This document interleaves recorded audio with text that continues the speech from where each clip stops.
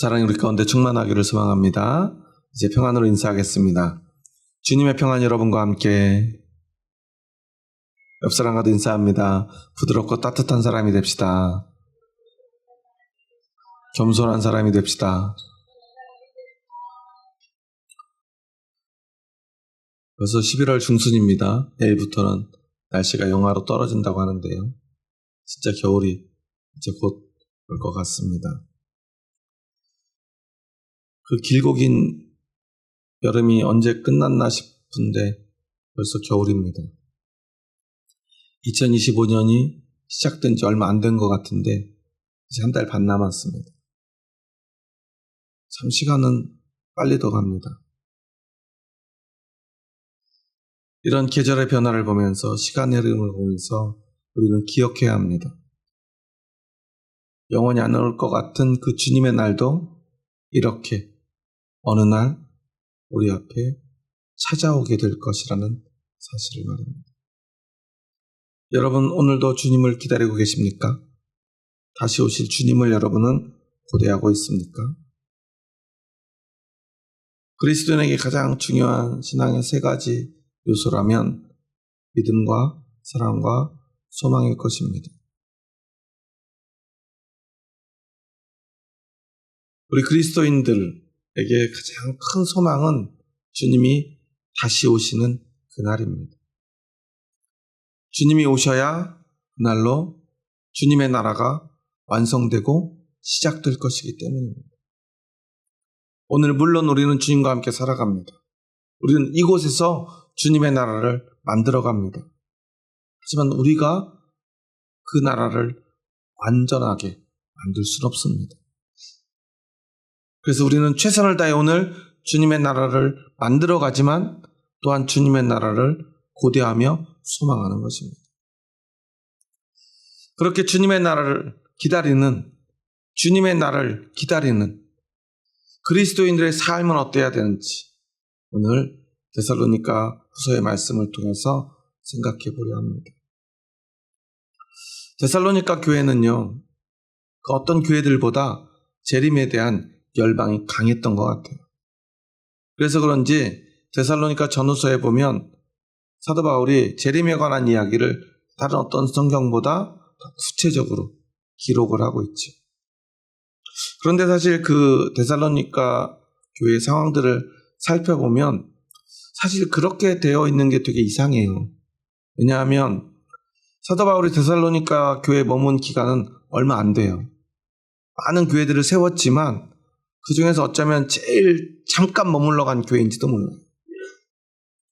왜 그랬냐면 데살로니가 교회를 세우는 과정 속에서 사도 바울이 그 지역에 있는 회당에 가서 설교를 합니다. 그러니까 신기할 정도로 많은 유대인들과 또한 그 헬라인이라고 불리죠. 그 지역에 있는 이방인들이 특히나 그 지역의 유력한 기부인들이 많이 예수님을 믿었어요. 그런데 이상한 건 사도 바울이 분명히 그 지역 회당에서 설교를 할 때 그 회당장이라든가 지역의 유대인들이 그것을 허락했을 거 아니에요? 그런데 사도 바울이 그 지역에서 인기가 많아지니까 사도 바울을 시기하던 유대인들이요, 그를 고발하고요, 감옥에 가두려 해요. 그래서 그를 초대하고 또 함께 숙식을 제공했던 사람 집에 쳐들어가서요, 사도 바울을 잡으려고 하니까 미리 그 정보를 알고 사도 바울을 다른 곳으로 보내죠.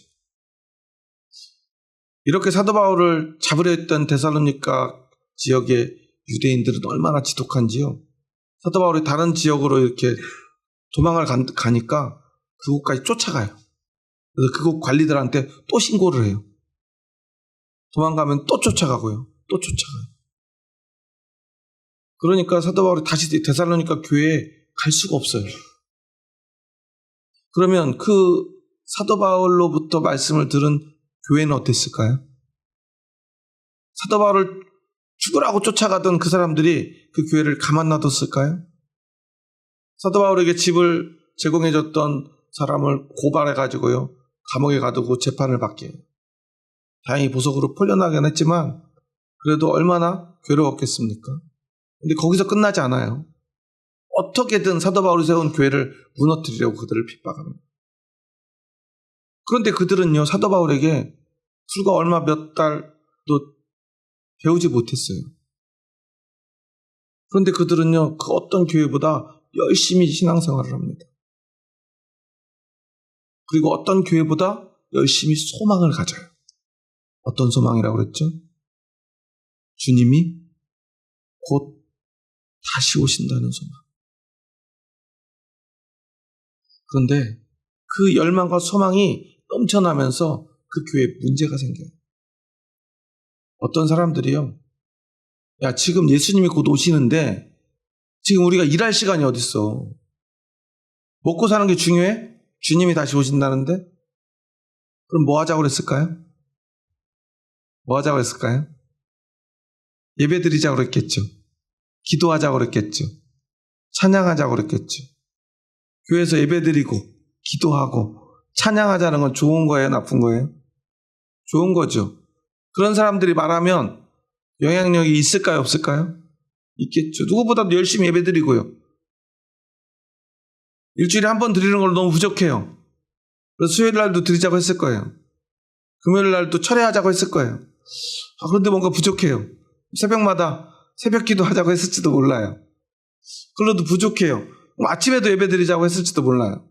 요즘은 한국 교회도 수요 아침 예배가 많아지더라고요. 누구들 때문에 그래요? 주부들이 아침에 출근시키고 애들 학교 보내고 딱 그 있는 시간에, 저녁에는 퇴근한 남편 아이들 학원 챙기느라고 저녁 예배 못 나오니까 요즘은 수요일 아침 예배를 드리더라고요. 세상이 참 많이 바뀌었어요. 예전에는 아침에 평일날 예배 드린다는 거 생각도 못 했는데, 이렇게 예배들이 많아지기 시작해요. 요즘 어떤 교회는 저녁마다 기도회를 하기도 하고요. 어떤 큰 교회에서 밤마다 기도회 집회를 해주니까 전국에서 수십만, 수백만의 교회들이 그 기도회에 참여하기도 한다고 하더라고요. 이렇게 교회에서는 예배드리자, 기도하자, 찬양하자는 말이 가장 힘을 얻죠. 그런데 그것 때문에 교회 안에 문제가 생겨요. 분란이 생겨요. 왜냐하면 데살로니가라고 하는 지역의 특징이 있어요. 에게에 있는 항구 도시인데요. 원래는 그렇게 큰 도시가 아니었어요. 그런데 이 지역이 지리적 이점이 있다 보니까 많은 배들이 오고 가고요. 로마하고의 어떤 그런 정치적인 이해관계 속에서 이 데살로니가 지역이라고 하는 곳이요, 굉장히 중요한 곳으로 이렇게 지명이 돼요. 그래서 마게도냐 지역의 수도가 돼요. 그러니까 수도가 되는 순간, 그리고 그 이전에 그 모든 과정 속에서 그곳에 많은 사람들이 몰려요. 그러니까 그곳에 뭐가 몰렸을까요? 돈이 몰려요. 돈이 많아지고 사람이 많아지면 사람의 일상이 어떻게 될까요? 바빠져요. 그러니까 신앙생활하는 데살로니가 교인들도 다 어떻게 살았겠어요? 하루하루 일상이 너무 바빠요. 다들 열심히 일하는 사람들이에요. 그런데 그렇게 열심히 일하다가 복음을 들었습니다. 교회가 세워졌습니다. 그런데 그들은 예수님이 언제 오실지 몰라요. 그리고 몇몇 극성인 사람들이요, 예수님이 언제 오실지 모르는데 지금 우리가 이렇게 세상 일하다가 갑자기 예수님 오면 어떡할래? 그러니까 우리 예배드려야지, 기도해야지. 그리고는 생업을 포기하는 사람들이 생겨나기 시작해요. 그런데 문제는 그런 사람들이요, 교회에서요 점점 영향력을 가져요. 더 높은 자리에 올라가고요. 분명히 일을 안 하는데 문제는 그 사람들이 내가 기도하니까 하나님이 막 돈을 채워주셔. 누가 채워줬을까요? 성도들 가운데, 열심히 일하는 사람들 가운데 자기는 열심히 일하느라고 바빠서 기도하러 못 갔어요. 근데 그 사람들이 열심히 기도한대요. 그러니까 아마도 열심히 일하는데 예배나 기도에 열심히 참석하지 못하신 분들이 미안한 마음도 있을 수 있고요. 넌 자기 기도 못하니까 또 기도해달라고 아마 후원을 해주거나 좀 도와줬을 수도 있겠죠. 그러니까 어때요? 그런 사람들이 일을 안 하는데 잘 먹고 잘 살아요. 그러면 교회가 어떤 마음이 될까요? 일을 안 해도 기도만 하니까 잘 사네? 이런 생각이 들어야 안 들어요? 그런 모습 보면 우리가 마음이 힘이 들어요, 안 들어요? 힘이 들어요. 사도 바울은 이런 소식을 듣습니다. 갈 수는 없지만 편지를 쓰고 또 써요. 그래서 데살로니가 전서에 보면요, 내가 너희들에게 분명히 많은 걸 가르치지 못했는데 너희들이 믿음이 성장하고 그리고 하나님의 나라를 그리고 주님이 다시 오시는 그날을 열심히 기다린다고 그러니까 내가 너무 기쁘고 감사하다고. 그는 하나님께 찬송하고 영광을 돌리며 또한 그들로 인해서 기뻐합니다. 그게 바로 데살로니가 전서의 내용이에요. 그리고 그곳에도요, 재림을 기다리는 그리스도인의 태도에 대해서 많은 이야기를 합니다. 그들이 그런 소망이 강렬하다는 걸 알기 때문에. 그런데 그럼에도 불구하고 우리가 어떠한 태도로 주님을 기다려야 되는지 사도 바울은 분명히 말해요. 그래서 데살로니가 전서 5장 6절에 보면 근신하라고 그래요. 그리고 4장 11절에 보면요, 계속 열심히 일하라고 그래요. 그리고 5장 11절에 보면 서로 피차 권면하고 덕을 세우고 함께 그날을 기다리라고 합니다. 그런데 어떻게 됐을까요? 여전히 일하지 않는 사람들이 있어요. 그러면서 일하지 말라고 하는 사람들이 있어요. 주님이 곧 옵니다.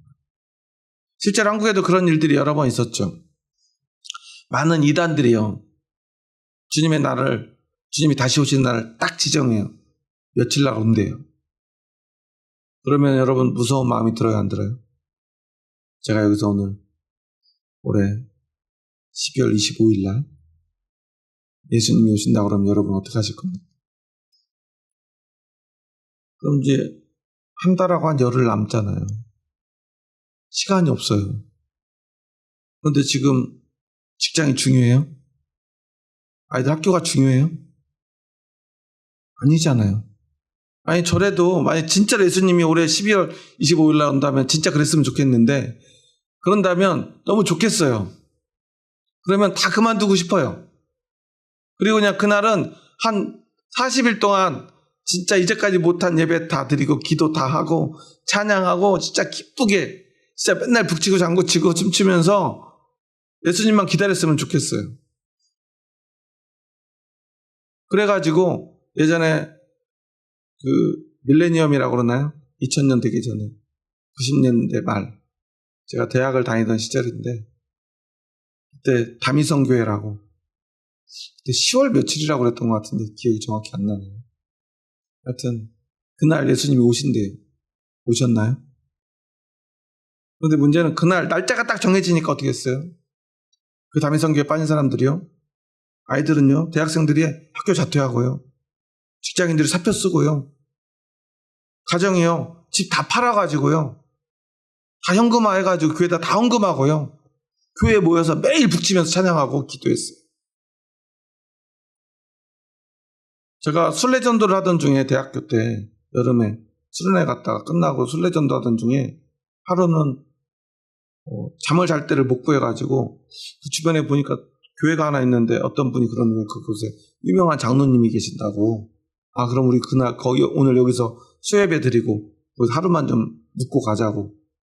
갔는데 수예배가 이상해요. 하얀 옷 입고요, 막 큰 북을 놓고 막 북을 치면서 춤추면서 막 노래 부르는데 거기 분명히 장로교인데 저는 그 미국의 그 침례교 흑인들 교회인 줄 알았어요. 다 막 일어나 춤추면서 막 노래 부르고요. 너무 이상한 거예요. 알고 보니까 다미성교회에 빠졌어요. 메시지가 이상해요. 막 날짜, 주님이 이제 며칠 남았대요. 그해 가을이었거든요. 저는 그때 한 8월 달쯤 거기에 갔는데 우리는 기분 좋게 가가지고 수예배 드리고 특성도 하고 하룻밤 자고 오려고 그랬는데 정말 너무 놀라서 우리 그냥 갈까? 하다가 여기 왔으니까 우리 이분들이 좀 마음을 돌이키기 위해서 기도하자고. 끝났는데 우연히 이제 좀 그곳에 있는 청년들하고 대화할 기회가 생겨가지고 얘기를 했어요. 알고 보니까 아마 우리를 설득하려고 일부러 자리를 만들었던 것 같아요. 결국은 한 2-3시간 동안 논쟁을 하다가 결론은 어떻게 났을까요? 그날 두고 봅시다였어요. 그 사람들은 그날 두고 보자. 근데 볼 수 없을 거다. 당신들 이렇게 예수님 안 믿으면. 그날을 안 믿으면. 우리 예수님 믿는다고 그래도 아니 소용없대요. 그날 예수님 오실 걸 믿어야 된대요. 우리도 그랬죠. 그럼 그 다음날 봅시다. 다음날 분명히 아직 못 올라가시고 계실 거니까 참 기분 나쁜 채로 그날 대화가 끝났어요. 결국 주님은 그날 오시지 않았죠. 그런데 그러한 마음이 한번 우리 안에 들어오면요. 두려움이 생겨요. 그러한 마음은요. 교회를 병들게 해요. 데살로니가 교회에 그런 이단이 들어온 건 아니었지만 그때는 복음이 전해진 지 얼마 안 되다 보니까 이 임박한 재립, 임박한 종말에 대한 두려움이 초대교회 전반에 깊이 깔려 있었어요.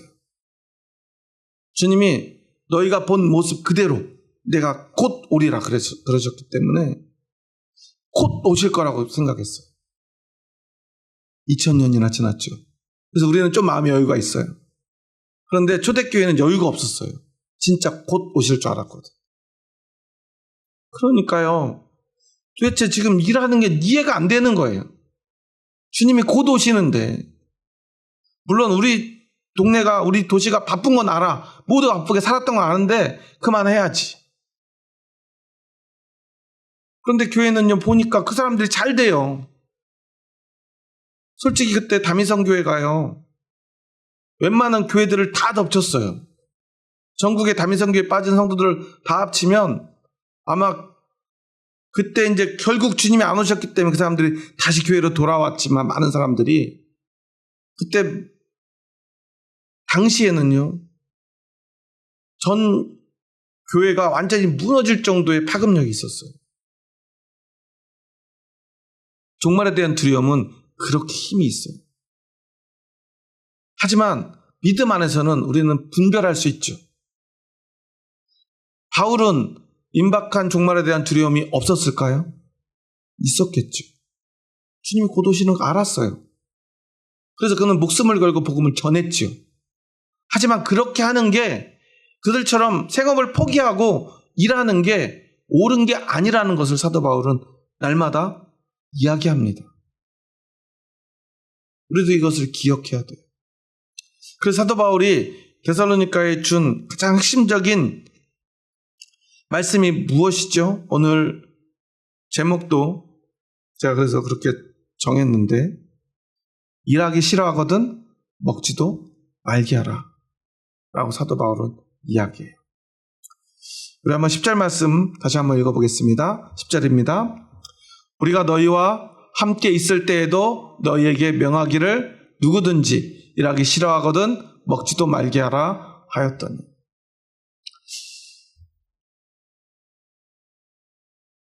주님의 날을 기다린다고 일하지 않는 사람들에 대해서 사도 바울은 분명한 입장을 명확하게 이야기를 해요.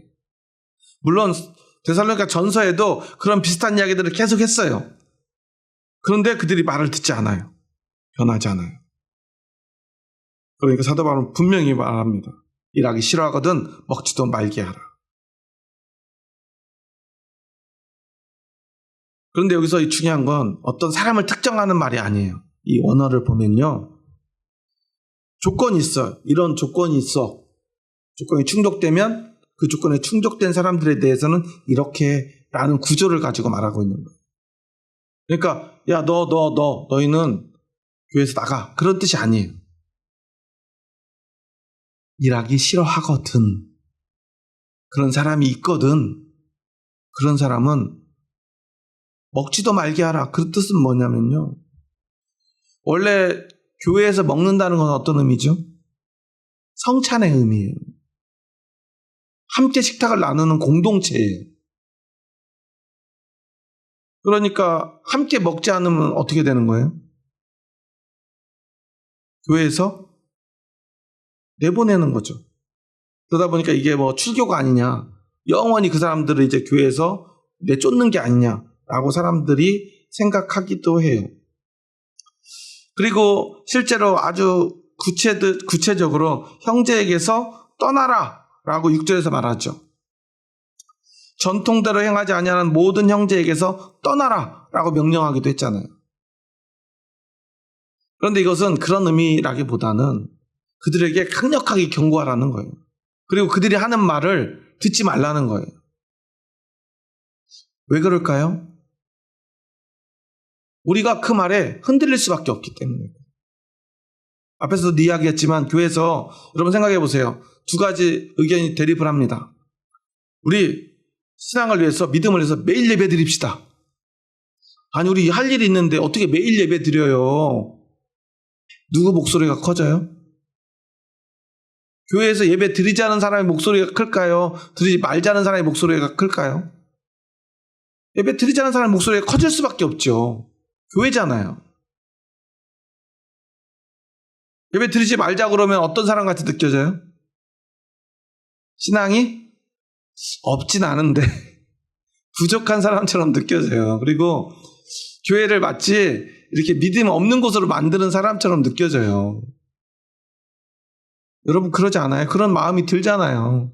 좀 지나치다 싶지만 그걸 반대하기가 어려워요. 제가 부목사 시절에 담임 목사님이 한 분 계셨는데 그분이 열정이 너무 지나쳐요. 얼마 전에 우리 수능이 있었죠? 지난주에. 수능 되면 전국에 있는 부모님들 기도 많이 해요. 근데 이 목사님은요, 수능날 되면요, 새벽 예배부터 시작해가지고 수능 끝날 때까지요, 쉬지 않고 기도를 시켜요. 전교인들 불러다 놓고.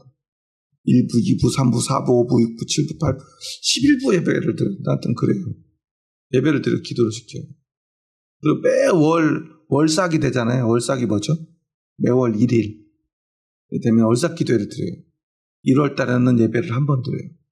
2월 달에는 2번 드려요. 12월 달 되면 어떻게 될까요? 12번을 드려요. 그러니까 장로님들이 목사님 너무 힘들다고. 목사님 뭐라고 했을까요? 장로님이 지금 예배 드리시지 말자는 거예요? 장로님들이 더 말해요? 못해요? 못해요. 그리고 어떻게 했을까요? 조용히 예배 안 나와요. 오늘 목사님 앞에서요, 늘 장로님들이요, 고양이 앞에 쥐가 돼요. 장로님 예배 드리셔야지. 기도하셔야지. 근데 장로님들이 다 바쁘신 분이었어요. 뭐 도의원, 시의원, 그리고 무슨 뭐 학교 이사장님. 그러다 보니까 일이 바쁘신 분들이에요. 근데 월삭에 나와서 예배 드리래요.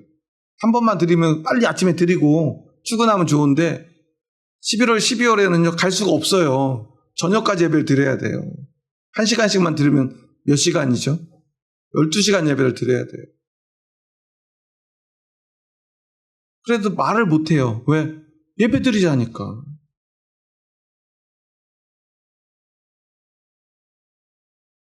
그래서 너무 목사님이 지나치니까 결국 그 목사님 그 교회에서 쫓겨나셨어요. 그건 잘못한 게 없는데 억울하대요. 근데 제가 볼 때 억울할 게 하나도 없어요. 성도들에 대한 이해가 하나도 없이요. 목사로서 그냥 성도들을 그냥 억지로 끌고 가기만 하면 되는 게 아니라는 사실이에요. 그래서 오늘 보면 6절에 보면 그런 사람들에 대한 표현이 나오는데 어떤 건지 한번 보겠습니다. 6절입니다. 형제들아 우리 주 예수 그리스도의 이름으로 너희를 명하노니 게으르게 행하고 우리에게서 받은 전통대로 행하지 아니하는 모든 형제에게서 떠나라. 어떻게 행해요? 게으르게 행해요. 여기 게으르다라는 말은 아탁토스라는 말인데 이건 사실 어떤 말이냐면 군대 용어예요. 군인들이 걸어가는 걸 뭐라고 그러죠? 행군. 군대 안 갔다 오신 분은 행진이라고 그러고 군대 갔다 오신 분은 행군이라고 그러는데 하여튼 행진이든 행군이든 같이 줄 맞춰서 가요. 가는데 여기 이 대열에서 이탈한 사람을 아탁토스라는 표현으로 말하는 거예요. 그런데 저도 이제 군대에서 행군을 해보면 행군이 제일 힘들어요. 뭐 다른 많은 훈련 힘들지만 막 10km, 20km 막 심지어는 40km, 100km를 걸어야 되잖아요. 그러면 특히나 새벽에 걸을 때는 제 동생 얘기인데 동생이 산길을 이렇게 막 걷는데 너무 졸립더래요. 근데 가다가 이 커브길인데 졸면서 가다 자기 혼자 계속 직진을 했대요. 그러다가 어디 이렇게 약간 이제 낙엽이 쌓였는데 이렇게 뚝 떨어진 채로 그대로 잠이 들었대요. 그러니까 그런 경우는 아타톡스가 아니에요. 너무 힘들어서 나도 모르게 아니면 너무 발이 아파서 이렇게 주저앉은 게 아니에요. 아타톡스는요. 나 그만 갈래. 가기 싫어. 내가 갈 수 있지만 안 가는 거예요. 그걸 성경은 뭐라고 번역해요? 게으르게. 게으르다라고 표현해요. 그러니까 일하기 싫어하거든. 그건 뭐냐면요. 내가 일하고 싶은데 일자리가 없어요. 그래서 일을 못해요. 그것은요. 여기서 말하는 일하기 싫어하거든의 의미가 아니에요. 일할 수 있어요. 일자리도 있고 일할 능력도 있어요. 그런데 일하지 않는 걸 말해요. 저 사람 먹지도 말라고 그랬죠. 이 말의 의미를 우리는 잘 새겨들어야 돼요. 재림을 기다리는 성도가 일이나 하고 있는 것은 잘못됐다 주장하면서 예배드려야지, 기도해야지 이야기해요. 그런데 그래서 그 사람들은 일을 안 해요. 나머지 모든 사람들은 이 데살로니가 교회의 특징 때문에라도 다들 바쁘게 일해요. 몇몇 사람들 일하지 않아요. 그런데 문제는 그들이 너무 잘 살고 있어요. 그리고 그들이 교회에서 예배 시간마다 간증해요. 제가 일하지 않았는데 기도하니까 하나님이 채워줘요. 사실 누가 채워줬을까요? 성도들이 채워주고 있죠. 그러니까 사도 바울이 계속 얘기하는 거예요. 8절에 보면 누구에게서든지 음식을 값없이 먹지 않고 오직 수고하고 애써 주야로 일하면 너희 아무에게도 폐를 끼치지 아니하려 하매니. 원래 율법에 정해져 있는 게 있는데 주님을 위해서 하나님을 위해서 일하는 사람들은 누가 먹여 살려야 돼요? 백성들이 먹여 살려야 돼요. 제사장들, 레위인들. 그 전통이 그들에게 있어요. 그러니까 교회도 그 전통이 그대로 들어와서 사도들도 누가 다 먹여 살려요? 성도들이 먹여 살려요. 그러니까 사도 바울도 어때요? 자기가 일을 하러 가면 복음을 전하면 그 지역에 세워진 교회들이 사도 바울을 먹여 살리면 돼요. 그리고 실제로 그렇게 했어요. 그럼 사도 바울은 뭘 하면서 일했죠? 텐트 만드는 일을 하면서 그래서 뭐 텐트 메이커 뭐 이런 책도 나오고 그러던데 그런데 사도 바울이 텐트 만드는 일이 주업이 아니에요. 그리고 그걸로 인해서 뭐 사도 바울이 돈을 엄청 벌어가지고 그 돈으로 모든 선교 비용을 감당한 것도 아니에요. 사실은 뭐냐면 이런 사람들 때문에 보여주기 위해서 한 거예요. 그리고 가능하면 최소한의 생계비 같은 거, 선교비 같은 거 들려 그 사람이 감당한 거예요. 그리고 사도 바울은 혼자 움직인 게 아니라 늘 팀으로 움직여서 팀이 함께 그런 비용들을 감당하면서 일부러 그 교회들에게 보여준 거예요. 왜냐하면 주님을 기다리는 것은 그냥 와서 기도만 하면 되는 게 아니라는 걸 보여줘야 되니까. 주님 기다리기 위해서 모든 걸 포기하는 게 아니라 어떻게 기다려? 일하면서 성실하게 일하고 예배드리고. 하지만 우리의 마음은 어디로 향해요? 주님의 날로 향하고. 그런데 그런다고 생업을 포기하고 학업을 포기하고 가정을 포기하고 그래서는 안 된다는 거예요. 삼위성교회의 문제가 그런 거였잖아요. 학업 포기하고요. 생업을 포기하고요. 가족들이 내가 이렇게 하는 걸 이해 못 해주면 뭣도 포기해요? 가족도 포기해요. 그런데 구원은 어디에서 받는가? 사도 바울은 분명히 이야기해요. 너희들보다 더 바쁘게 힘들게 내가 복음을 전하러 다니고 목숨을 걸고 이러면서 나도 생업을 포기하지 않잖아. 생업을 하는 그곳에 주님이 임하실 거야라는 것을 사도 바울은 분명히 말하고 있습니다. 그래서 그런 사람들을 사도 바울은 뭐라고 표현하냐면요. 우리 한번 11절 말씀, 12절 말씀 함께 읽습니다. 우리가 들은즉 너희 가운데 게으르게 행하여 도무지 일하지 아니하고 일을 만들기만 하는 자들이 있다 하니 이런 자들에게 우리가 명하고 주 예수 그리스도 안에서 권하기를 조용히 일하여 자기 양식을 먹으라 하노라. 여기도 게으르게가 나오죠. 아탁토스. 지금 모든 성도들은요, 믿음 안에서 행진을 하고 있는 거예요. 행군을 하고 있는 거예요. 어디를 향해서? 예수님의 날, 주님이 재림하는 그날을 향해서. 그런데 혼자요, 그 행군에 대열해서 이탈해가지고, 나 그만 갈래. 주님이 곧 지금 바로 오시는데, 지금 우리가 막 일하면서 막 멀리 보고 이럴 때가 아니야. 언제 올지 모르는데. 주님이 어떻게 오신다고 사도 바울은 얘기했죠? 그날이 어떻게 와요? 무엇같이? 도적같이. 도둑이 언제 오는지 알면은 막아요, 못 막아요? 막죠. 언제 오는지 모르기 때문에 못 막는 거잖아. 우리가 막 궤도루팡이 아닌 이상 날짜를 알면, 시간을 알면 다 막을 수 있어요. 그런데 모르잖아요. 모르니까 어때요? 두려움이요. 두려우니까 어떻게 해요? 지금 당장 올 수도 있잖아. 그러니까 그만 가. 그러면 행진은, 그리스도인이 가야 될 행진은 뭐예요? 열심히 생업에 종사하면서 주님을 기다리는 거예요. 그 행진에서 이탈하는 건 뭐예요? 생업을 포기하고 주님을 지금 만나려고 하는 거예요. 그런 사람들을 사도 바울은 정확하게 뭐라고 표현하냐면 일하지 아니하고 일을 만들기만 하는 자들. 옛날 성경은 일만 만드는 자들. 일만 만드는 자들이라는 단어 보면 페리에르가조메누스라고 하는 단어를 쓰는데 되게 길죠. 근데 이게 두 가지 말이 합쳐졌어요. 페리와 두루두루 다니다 하는 뜻의 페리와 그 다음에 힘써서 일한다는 에르가조마이라고 하는 단어가 합쳐진 단어예요. 그러니까 두루 다니면서 힘써서 일하는 사람이에요. 어떤 사람이에요? 좋은 사람이에요? 나쁜 사람이에요? 좋은 의미잖아요. 그런데 이걸 우리나라 말로 딱 한마디로 표현할 수가 있어요. 오지랖이 넓은 사람.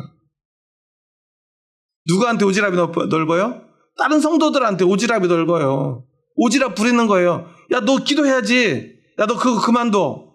야, 나처럼 그냥 이렇게 예배만 드리고 해도 하나님이 다 먹여 살려줘. 야, 너 학교 다니는 게 무슨 의미가 있어? 그리고 사람들을 막 그냥 찾아다니면서 다 이야기를 하는 거예요.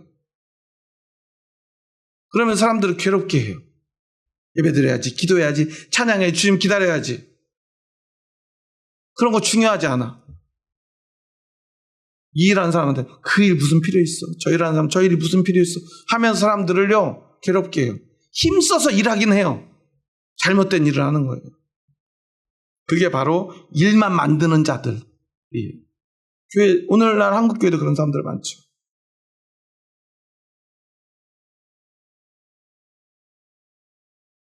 그 사람들의 특징이 있어요. 그들에게 무기가 있어요. 그건 뭐냐면 정죄예요. 교회에서 예배드리고 기도하는 것 외에 모든 것들을 다 정죄해요. 그럼 우리는 어떻게 돼요? 나는 분명히 성실하게 열심히 일하는데요. 죄책감이 들어요. 사도 바울은 분명히 말해요. 죄책감을 느껴야 될 건 너희가 아니야. 너희를 정죄하는 그들이지. 오지랖 부리면서 너희들한테 일하지 말라고 말하는 게으른 그들. 행진에서 이탈한 그들이. 너희들 걱정하지 마. 그러니까 이 말씀을 사도 바울이 기록한 이유는요. 누군가를 정죄하기 위함이 아니에요. 그 정죄받는 사람들에게요. 정죄에 너희들을 노출시키지 말고 그것 때문에 무너지지 말고 흔들리지 말라고. 걱정하지 말라고. 너희가 옳은 것이라고 이야기해 주는 거예요. 그래서 마지막으로 13절에서 이렇게 말합니다. 함께 읽습니다. 형제들아 너희는 선을 행하다가 낙심하지 말라. 우리는요, 이 말씀을 딱 떼어놓고 우리가 듣죠. 그러니까 우리 어때요? 선을 행하다가 낙심하지 말라. 앞에서 말한 오지랖 부리는 사람들이 이 말씀을 어떻게 해석할까요? 내가 맞아. 저 일이나 하고 예배 안 드리는 사람들 말고 나는 지금 선을 행하고 있어. 어떤 선이요? 예배 드리고 기도하고 찬양하고 생업을 포기하고 학업을 포기하고 가정을 포기하는 이 선을 행하는데 사람들이 나를 자꾸 공격해. 그런데 하나님 봐봐, 다 채워주시잖아. 기도만 하면 하나님이 다 채워주시잖아. 그래서 어때요? 분명히 내가 도와줬는데 갑자기 교회에서는 누구한테 영광을 돌려요? 어제 하나님이 채워주셨습니다.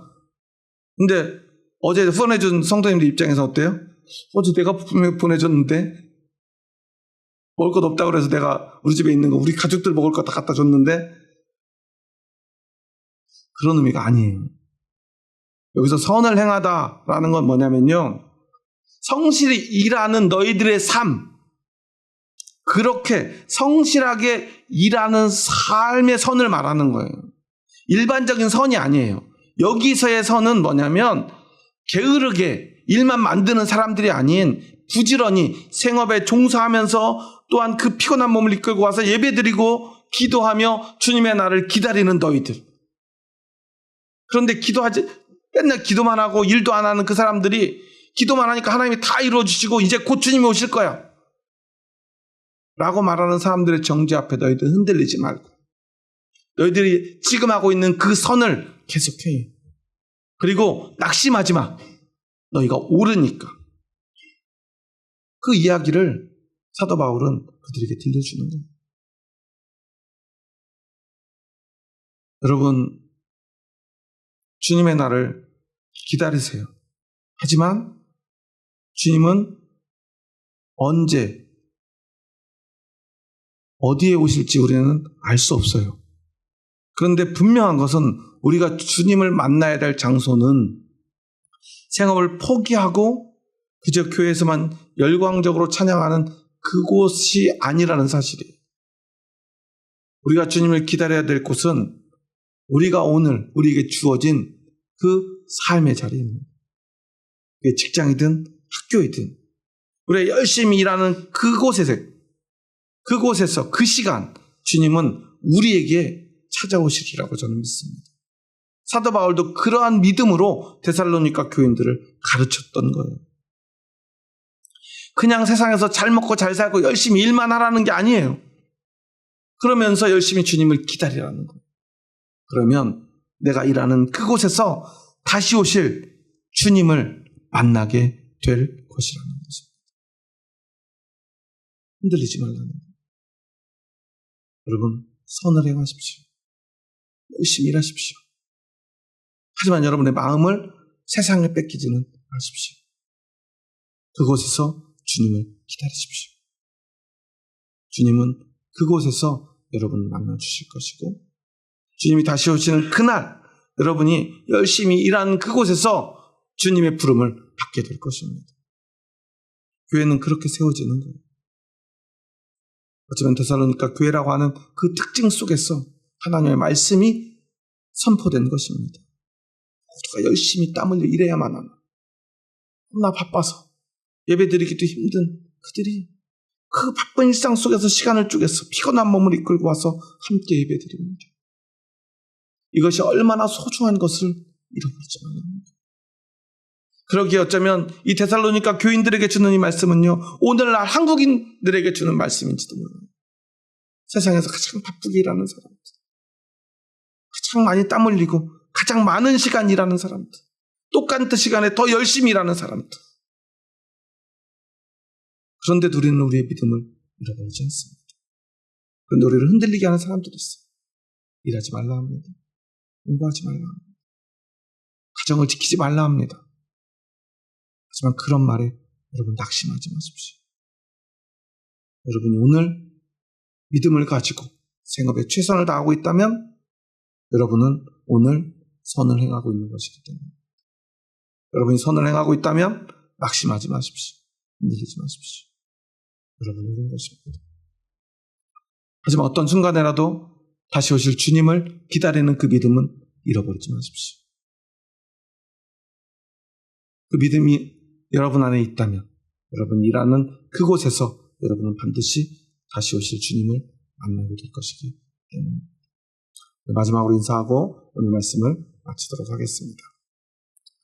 우리 한번 옆 사람 보면서 이렇게 한번 고백해 볼까요? 신앙을 핑계로 게으른 사람이 되지 맙시다. 성실하게 살고 낙심하지 맙시다. 그리고 한번 이렇게 고백해 볼까요? 주님을 항상 기다리는 사람이 됩시다. 주님을 끝까지 기다립시다. 여러분 끝까지 기다려야 됩니다.